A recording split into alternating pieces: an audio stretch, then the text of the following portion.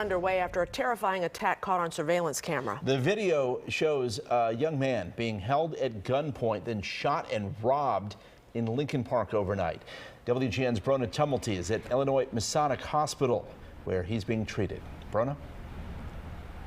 Good evening, guys. We're not going to show you the gunshots that were caught on camera out of respect for the victim, but having watched the whole thing, it is one of the most chilling surveillance videos I personally have ever seen. It's an execution-style attack, and somehow the victim survived it. He was shot 3 times. His ID was taken. He was brought here to Masonic as a John Doe, and at last check was in critical condition.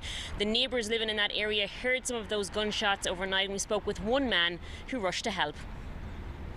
The shots woke me up, and I ran out there to see if I could help the guy afterwards. This Lincoln Park resident, whom we're identifying only as Dave, was stirred from his sleep last night by bullets outside his home. So just a blatant disregard for human life. I mean, he shot the guy for a cell phone. Surveillance video shows what happened before the gun was fired.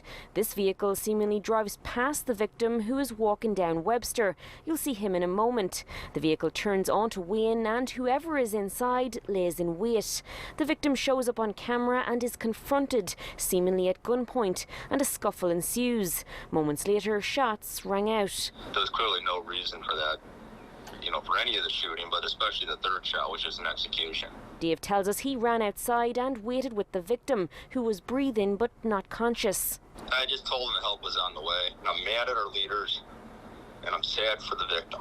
One city leader quickly on the scene was Alderman Brian Hopkins, who's also not happy with the state of affairs. We're watching our city decline into criminal lawlessness. Camera footage is being looked at right now in the hopes of tracking down those responsible. This is a predatory act. It appears that they were driving around the neighborhood at 3 o'clock in the morning looking for victims walking alone to rob them. Hopkins says the victim was coming from a store and was shot multiple times. 2 bullets to the back, 1 to the head. It was a glancing shot to the head, so that gives him a chance at life. We're told he underwent emergency surgery at Masonic, but because his backpack was taken, no one knows who he is. And it's just terrifying to people. This has to stop.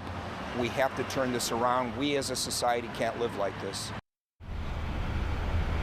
Now, police have connected this shooting to at least 7 other incidents. You can see those plotted out on this map. They all took place over the last few days on the 4th, 5th and 6th of May, within a few miles of each other.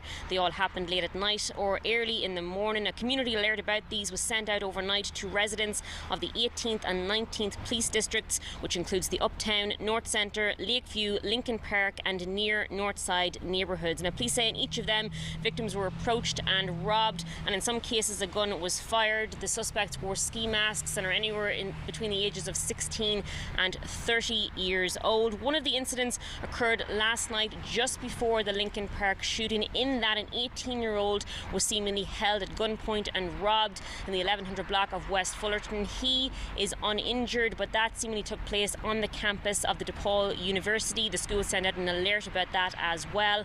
If you have any information that could help police in any of those 8 connected incidents, you're asked to give them a call or submit a tip anonymously at cpdtip.com. We're live at Masonic Hospital at Brona Tumulty, WGN News. Thank you, Bro.